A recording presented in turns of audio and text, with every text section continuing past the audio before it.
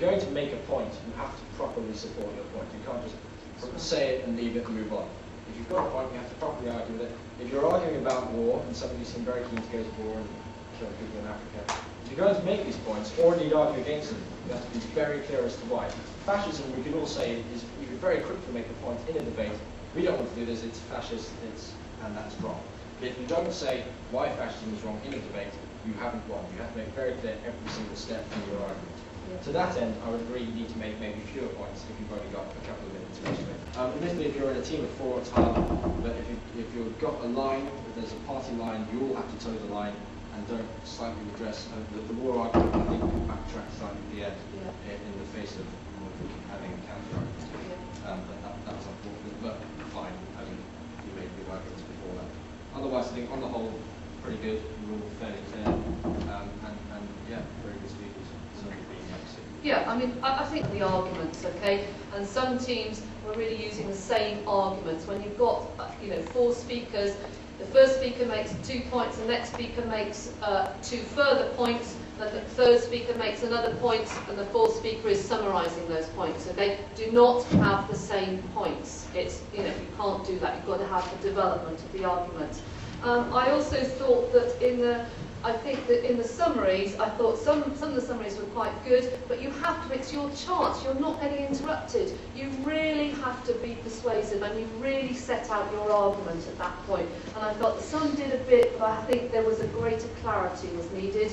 The other thing I would say, which is really about, again, it goes back to the structure point, is that when you start off, you have to be absolutely clear to the audience what you're going to argue about, okay?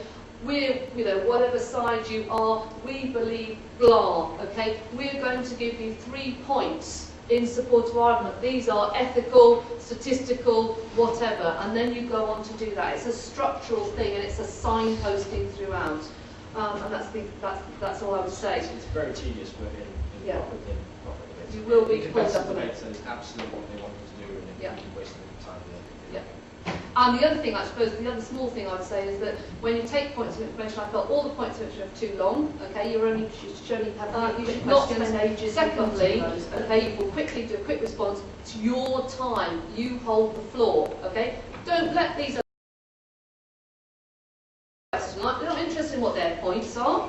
Just go, yeah, that's very interesting. That's a good point. Floor, I think this. Move on. Mine. It's mine. Dominate the stage. Okay. I've marked it. So we marked it. Okay. And the restructure and persuasiveness. We were all in agreement on this one.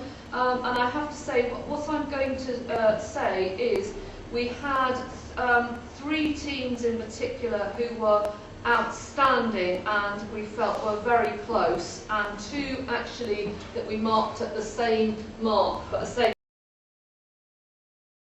The top 3 teams were literally 2 marks in between, and we gave we actually had a quick discussion and we have chosen 1 team. So wherever you came, we're not really going to say more than the winning team, I don't think, but it was very, very tight. The team that we have chosen is actually the bottom 10%, which is this team over here. And we have chosen them really, I think, for the absolutely fantastic quality, in particular of Brandon, who set out the argument, and particularly Simon, who summarised it.